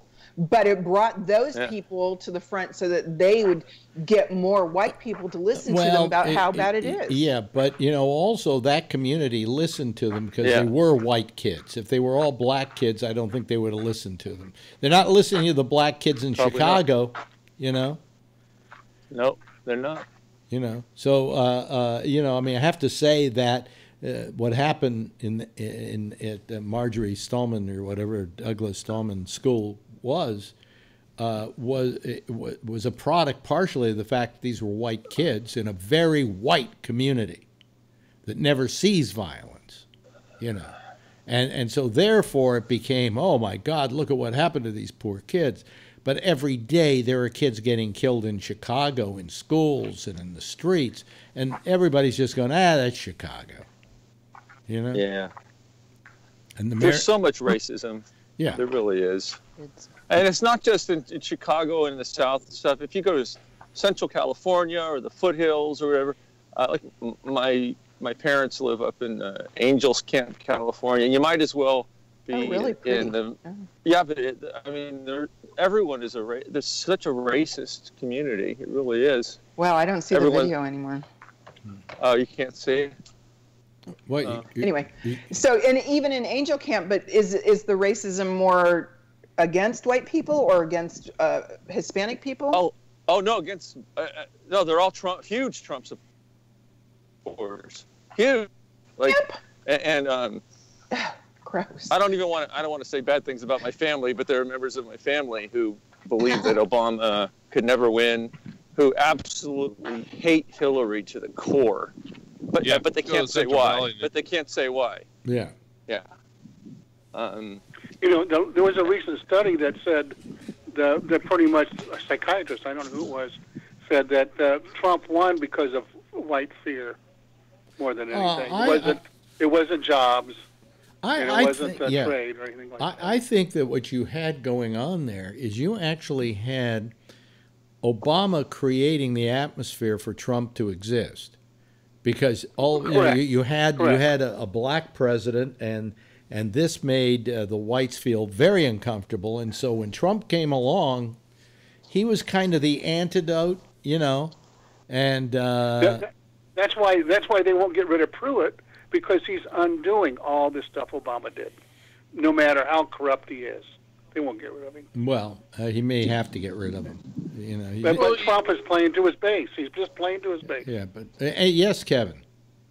You saw the Trump that special that was on Netflix, and I found it pretty intriguing about how he went about, and it was even over the last several years before the election, is how he channeled Jesse Ventura and the way that he channeled how Jesse Ventura ran his campaign up in Minnesota, and how he went after people with shock, basically shock, and drew people in that way. Well, and he tested that along the way in 2014 and whatever those few years before, when he was teasing them, saying he was gonna run, and then he wasn't going to, and he kind of drew people in a little bit, at a time. And then finally, when he finally ran, he did the same thing, and he's doing it today. Well, he ran as the anti-politician. Yeah. And those people came out of the woodwork slowly, and now he's got them all out. And if people don't think that what Kevin is saying is true, they make the point that, in fact, the way Trump was dragged into all of that was when he did some events for the WWF. Exactly. And he got to meet Jesse Ventura, and he got to, whatever. And then pulled in Roger Stone and got him to stir up the shit. Right, exactly. That's the next chapter. Yes, Renee. It's Alabama police. 3 Alabama police officers ripped the clothes off of an innocent black woman at a Waffle House. Why is it always in a Waffle House these days? What's with Waffle Houses? That's Phil. Yeah. Did you see the one in Starbucks where they arrested the black guys because one of them asked to use the bathroom but hadn't purchased anything? Yeah. And one of them had. Well, it's like Bill Maher this week was saying, you can go to a Starbucks, sit there for 5 hours writing your screenplay and drinking 1 cup of coffee, and they don't throw you out. So what's with these people? They decided to throw these guys out, Yeah, I agree. Yeah. And of course, well, I went to a Starbucks. I'm sorry, I went to a Starbucks in Hunters Point, Alex, and there's one there, believe it or not, and. It was like that there. I had to buy something, and I asked to use the restroom. They said, we won't give you the code until you buy something. And they actually wouldn't give me the code, and then he whispered it to me. But maybe that's because they have problems with people doing drug deals in the bathroom. I tried to get a law passed in San Francisco, and Angela Alioto helped me get it somewhat passed. And that was that when I was in New York once, I was at a hotel, and as I'm standing there in the lobby, this bum walks in, and the guy who's the security at the hotel says, "What are you doing in here?" And he says, "I have to use a bathroom desperately." And he said, "Well, you're not going to use ours. Get the hell out of here." And I went back to San Francisco with the thought that people should have a right in public places to use the toilet. If you're open for business, anybody, a bum, whatever, should be able to walk in the door and use that toilet, because otherwise, they're going to pee in our streets, and then we're going to say, that's really terrible, Oh. And so in San Francisco, I got Angela Alioto to pass something with the Board of Soups that any thing owned by the city had to allow people to use the restrooms. And so therefore, the Union Square Garage, which was owned by the city of San Francisco, had to open its bathrooms to anybody who needed them.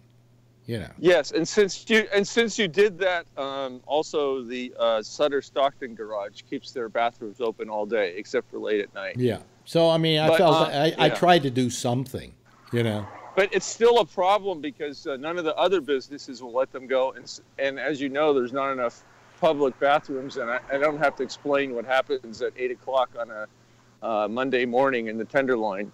It's kind of disgusting. I had to walk. Yeah, it's like walking through Calcutta or something. It's incredible.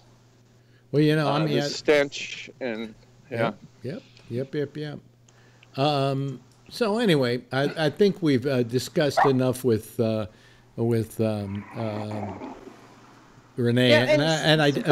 but hold on a second, because I'm completely behind.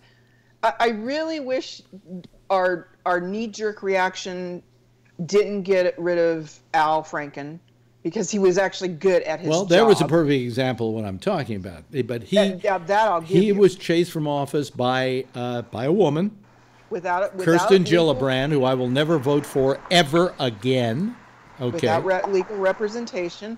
And yet he was, I think, a very admirable guy. And what he was doing, what he did, that photograph was a joke photo that the woman was in on. It wasn't like he, suddenly was grabbing her tits. All right. And it turns out she's a right winger, and so she complained. And before you know it, Al Franken is literally chased from office because of the prevailing social media. That I'll give to you, but and I'll give it to him. And I'm sure we can find a couple of other situations just like that. He shouldn't have. But the problem is he shouldn't have held up the information about the part where the lady was really asleep. There was another guy taking the photo, and we were just screwing around like we were adolescent 12-year-olds. Yeah. He didn't come out with that until 2-4 weeks later. Well, we didn't even know I don't know. We didn't know that it wasn't real. I was mad at Al Franken because I felt he should have fought it more. Yeah, I agree with that. I got mad at that, but Kirsten Gillibrand, forget it. What a fucking. I can't now, even. The Louis C.K. thing. Well, that's completely different. Well, Louis C.K. was a case of many years ago, not just the day before yesterday. He said to a bunch of women in a room, "Do you mind if I pull my penis out?" And nobody said no, so he pulled it out. I don't know that is that. I don't know if that's on the same level with Bill Cosby, giving a woman a Quaalude or a roofie. All right. No, and I agree with that too. But the point is, you guys, we don't want to see your dick. Well, none of them said, "We mind seeing your dick. Keep it in your pants." They sat there and watched, and nobody left the fucking room. And then years later, he's held to account for it. No, worse than that is these women are in comedy, and no one broke out in laughter and hysterics. No one was rolling on the floor laughing. And by the way, Louis C.K., another guy who made jokes in his act about exposing yourself. Yeah. Yes. So, the point is, what I'm saying is that, I mean. Is that a psychological thing? In other words, you don't give somebody who murders somebody the same sentence as somebody who steals candy from a grocery store. All right? Well, and Louis C.K. forgot to tell him that he was at a urologist convention. Yeah, exactly. Patrick, hello. You been listening to all this? Yeah. Patrick, go ahead. Well,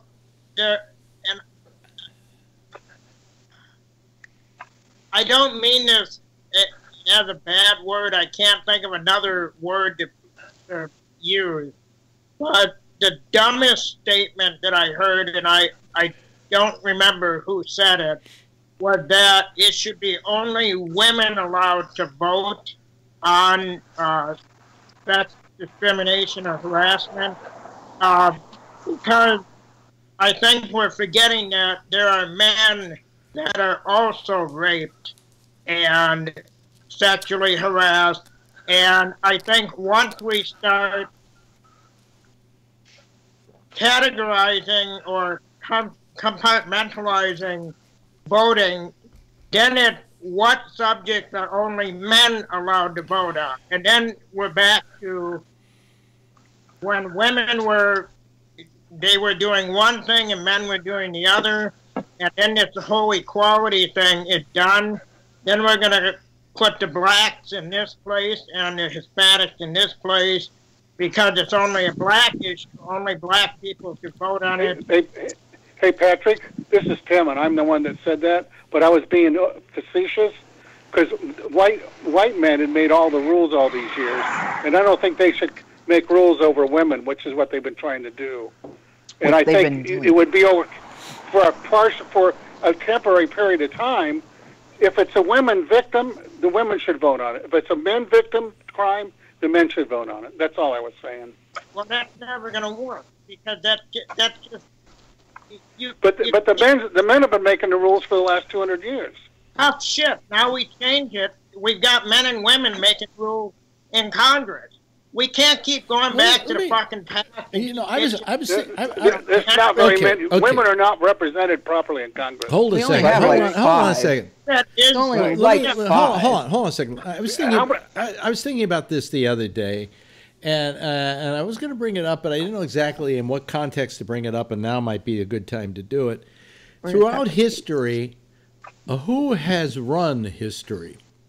Men. That's why it's called history. No, wait a minute.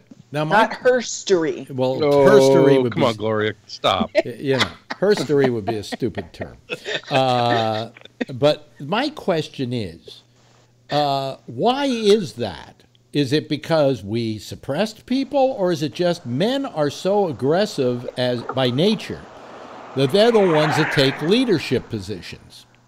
I'm sorry, you wouldn't even allow us to get an education. Women don't have the same. The women do not have the same aggressive nature as men. That's why. In fact, that's why I like women. You know. Really? No. I mean, let's not. Kevin, you want Let me to go handle talk that to my wife real quick. Let's not. Unless You haven't they're met my scorned, wife. Alex. If they're scorned, to get out of the way. Well, so hold on a second. I think anybody who's vindictive or vicious in that manner, I don't think that's just a female All right. thing. So what? Really So explain to me. men. Explain to me this the saying. He or she who rocks the cradle rules the world. You've heard the saying before, haven't you? Yeah, but we don't make That was a rules. man saying to keep them in their place, Oh, I make see. them think they were Very much. You're just trying to get laid, Tim. Stop No, it. he's correct. But you know, No, can I mean, there's some truth to that. yeah, no. For the longest time, it's the same thing with minorities. You didn't educate them. We didn't allow them to vote. We didn't get them into the right schools. We don't give them health care. You wonder why the first baby is allowed into the chamber in 2018 is the first That's why time we have a done Muslim. Well, you know, we That's also why we have don't a Muslim ban right now. We don't mention she's also a double amputee, and she's probably the first double amputee ever to be in Congress. Okay. Yeah.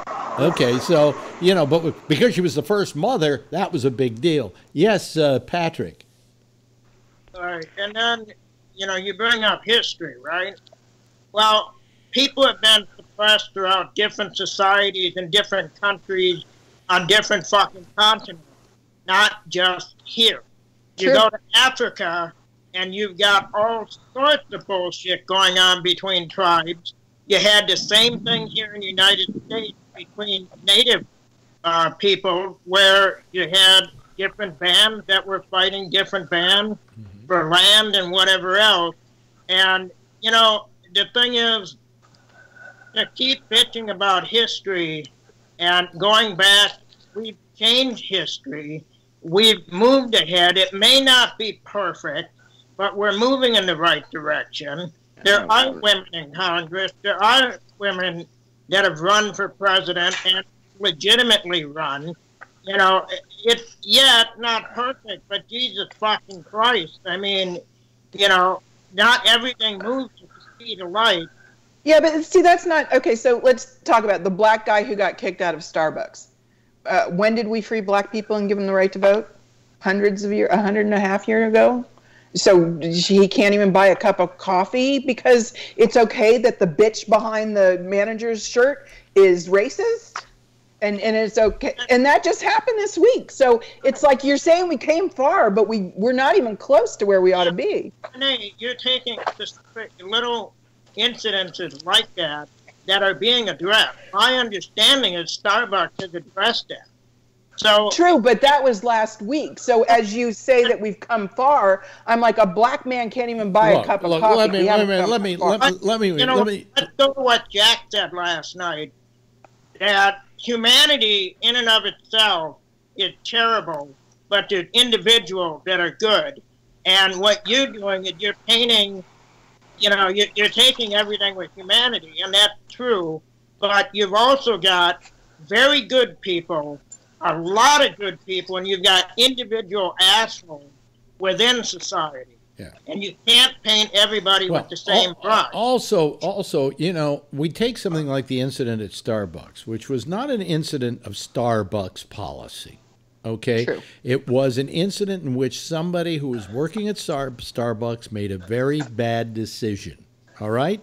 How many of these stores do they have all over the country? They can't monitor every single person who runs these Starbucks. All right? And some of them, by the way, are franchises and not owned by Starbucks. A large amount of them are owned by Starbucks, however. And so Starbucks then does a big mea culpa towards it. We're closing down for a half a day on such and such a day so we can hold training for people. But probably most of the people who run these Starbucks don't even need that training. Just by their own intuition, they wouldn't do that. Okay? The fact is Starbucks is being held to account because of the actions of one person that, you know, they didn't, at that moment, did not have control over. And so they're trying to do their mea culpa by making everybody happy by saying we're going to have a, you know, a whole day of training or a half a day of training.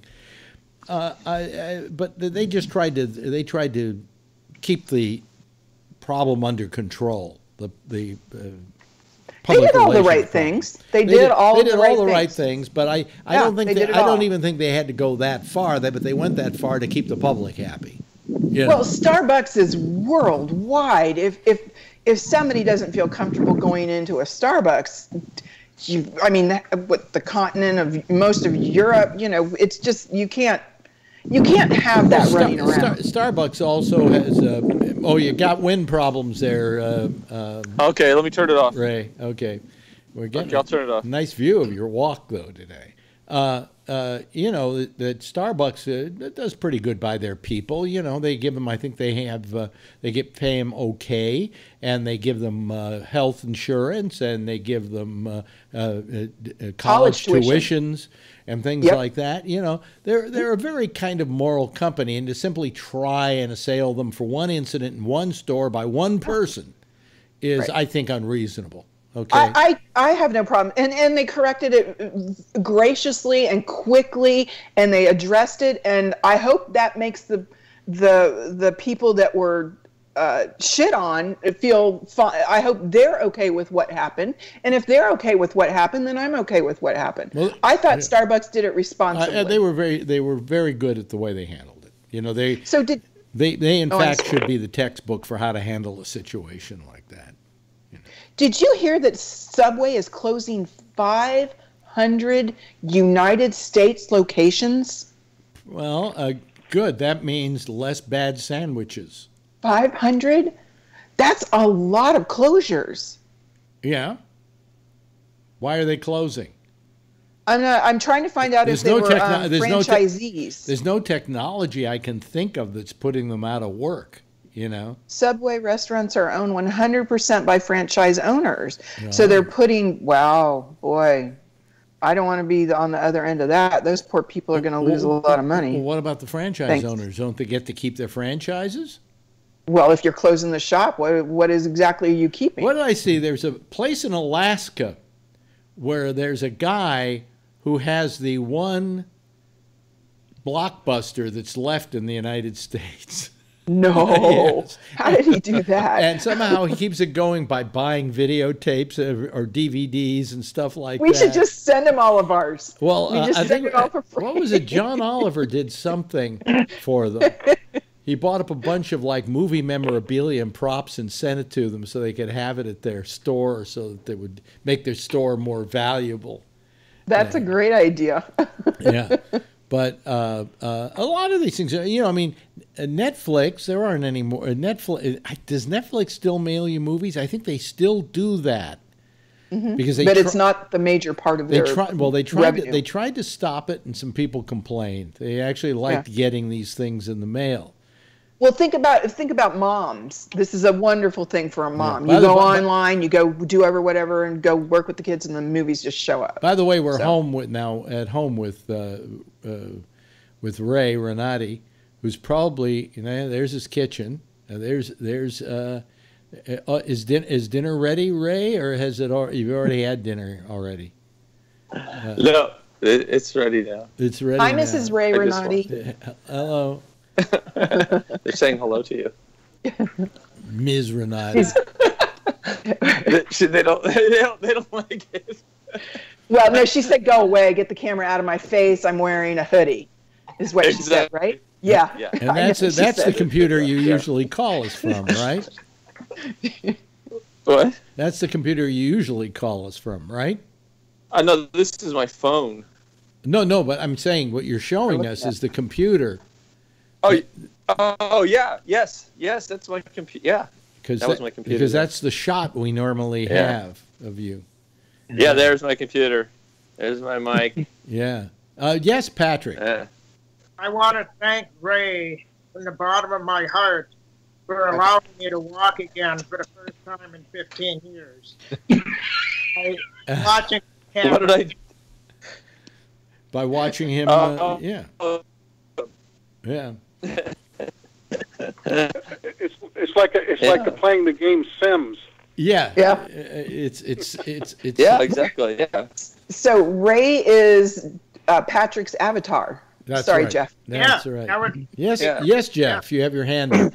So I'm curious about one thing that I found out today, that the president of France has a very good-looking wife who also is 25 years older than him. It's exactly opposite of the Trumps.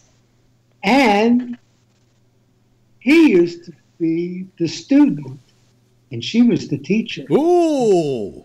Oh, yeah. Yeah. But this is they've France. been married for quite some time.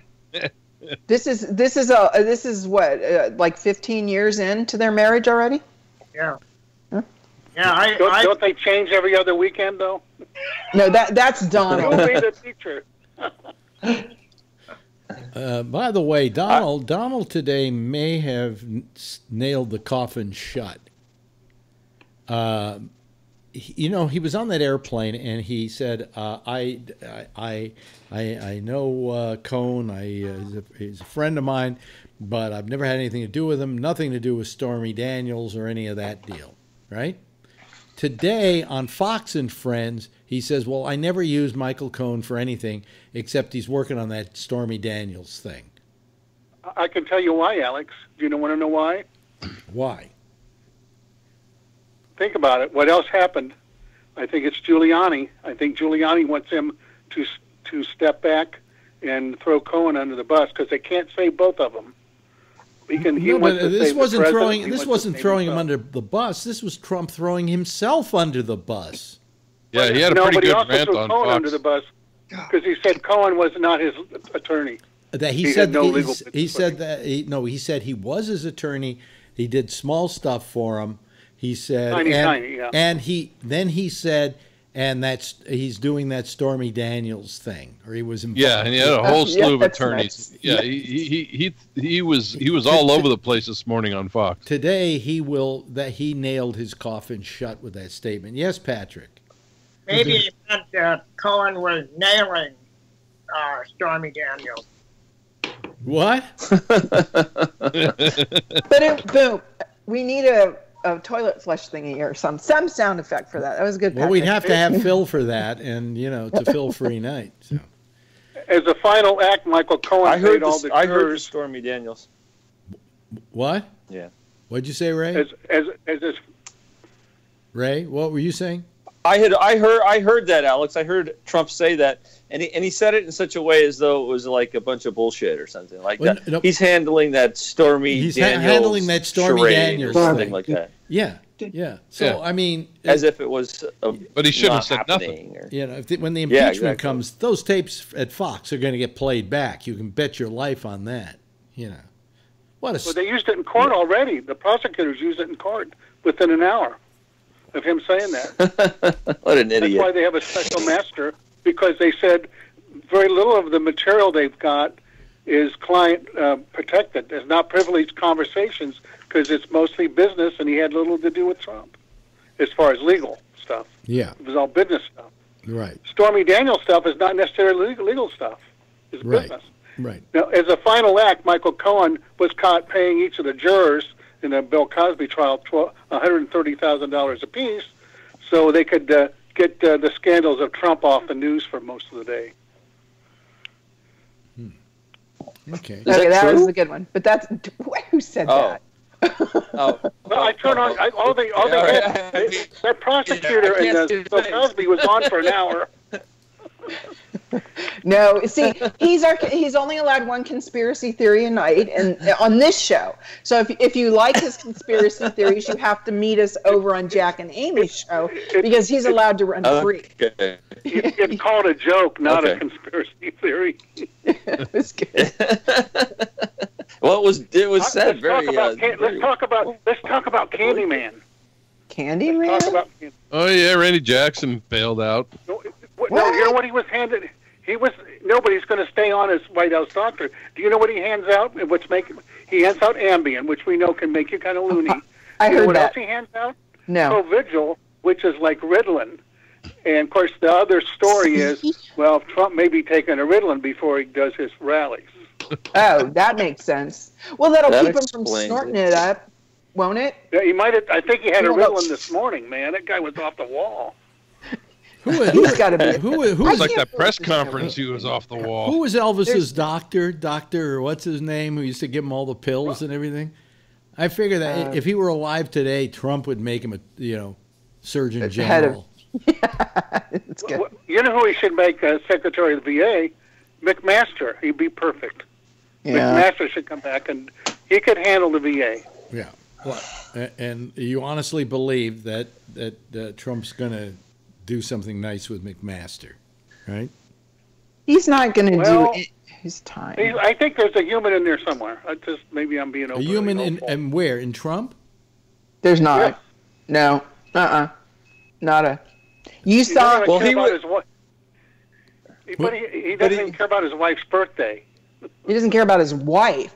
He was sleeping with a porn star while his wife was pregnant. He doesn't give a shit about his By wife. the way, he only slept with her once. The one he slept with for 9 months was the McDougal. Playmate of the Year, McDougal, and I think that poor I think woman. she's even a bigger story. She's crazy. But the only difference believed all is that. there's nothing illegal where McDougal, at least nothing we can lay at the president's feet that's illegal. But the payment to Stormy Daniels could be considered a political contribution, which goes above and beyond what a normal contribution is legally supposed to be. I feel so bad for They that guy. confiscated 16 cell phones from Michael Cohen. 16 cell phones. Really? Yeah, they were called You're burners. talking about Burners. BlackBerry stuff going back 20, 30 years. Okay, well that's not fair. No, I mean, maybe they're not. He doesn't have use them all anymore. But he doesn't ever give them I still away. got an iPhone 3 over Right. here somewhere. I've got cameras that go back 20 years. He never gets rid of them. He keeps them. Yeah. He's a hoarder. Yeah. For fuck's sake, if Yeah. you have a decent phone, please give it to Larry Bubbles Brown. Please give it to Bubbles. I'm willing to give him one of my phones, but he's got to go out and get a internet service provider. He doesn't have one, or get a deal from get a deal from AT&T so that he can turn on the phone. Then I'll give him the phone. Yes, Patrick. Is there any? Wait, what is that? That's his crystal. Is that a broken iPhone? I've got 2 3Gs downstairs. Listen, I've got camcorders that go all the way back. I had a really nice one that I really liked, which I found. I went in and the screen was broken now, but Put it up. Let's see the whole. Let's see all the damage. We want to see this train wreck, please. I'm so happy it's not my phone. What did you I do even to got it? the box for Here's the my brownie. That's my wife. there's your brownie. See, that goes Hello? back. This is There you my go. I That's use a funny, flip yeah. phone. I once I bought, still use a flip when I was a phone. kid, I bought a kit, and I made one of those brownies. You could actually make Oh, the really? brownie. Oh yeah, you get the box and all that. Yeah. Yeah. I Yes. used to take pictures with this when I was a kid. Oh, yeah. Oh, yeah. They were good. They Big did the slides. job. Yes. Oh, that's your brand? Patrick has Wow. his Little hand dial up. right Yes, here. Patrick.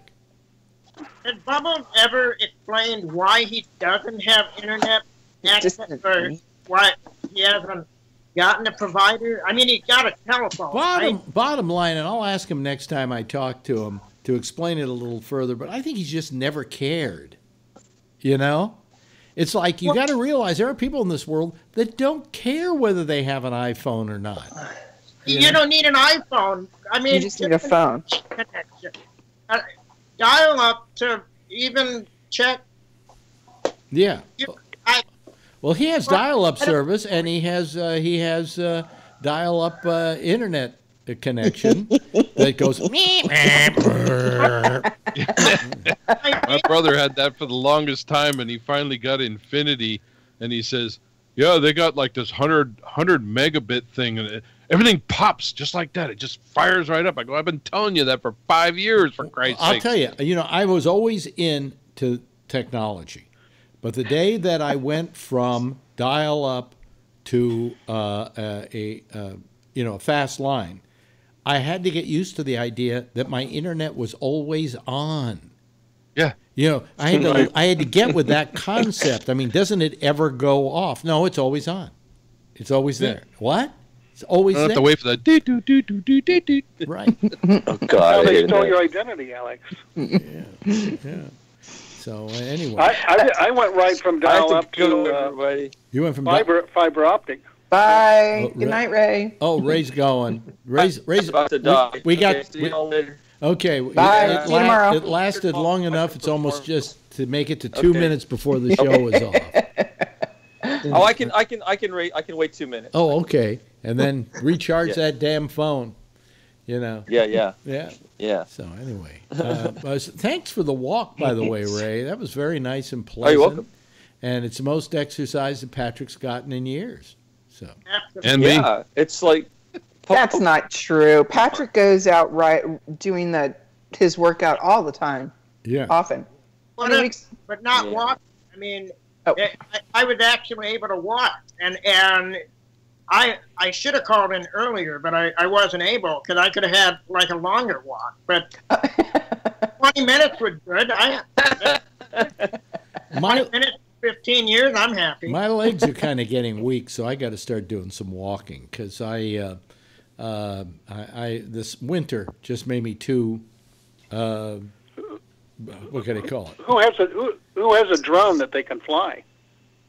What's that have to do with it? Well, instead of walking, you can just fly around too. Yeah. I just wonder if anybody used a drone camera. Well, I just want to start walking again because if we go on a vacation, I want to be able to walk. I mean, I remember, walking through the Alps and doing things like that, and I just don't know if I got the strength to do it these days. So I got to get myself back in shape. Yep, that's what you do. And walking in Europe, you're walking on a lot of cobblestones. That's correct. Oh man, does your back start to hurt Well, because of in those my things? case, they would be hobblestones.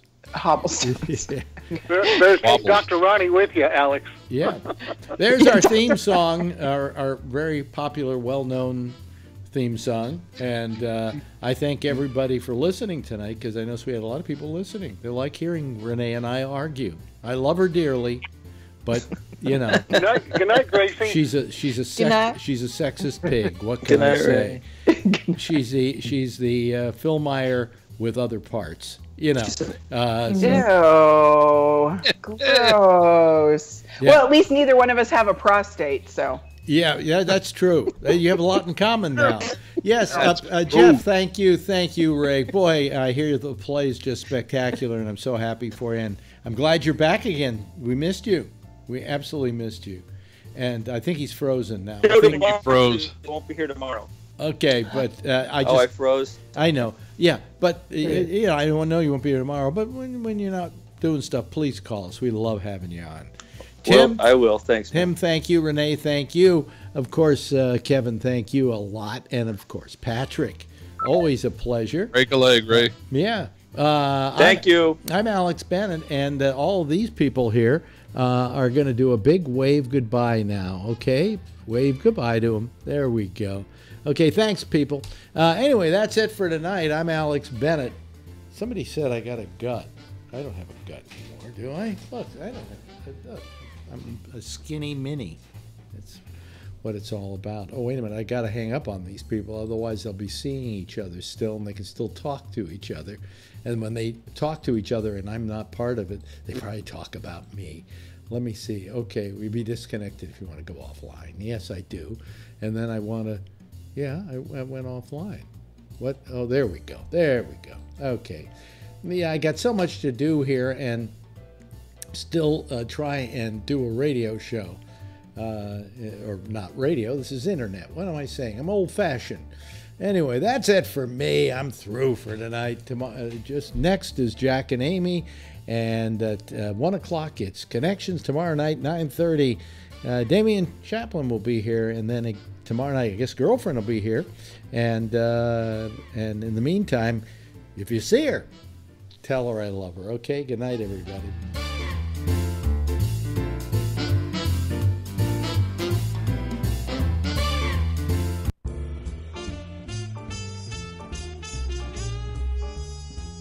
Why is that theme playing? I don't want that theme playing. Let's go back to the other theme. Thank you. Good night, everybody.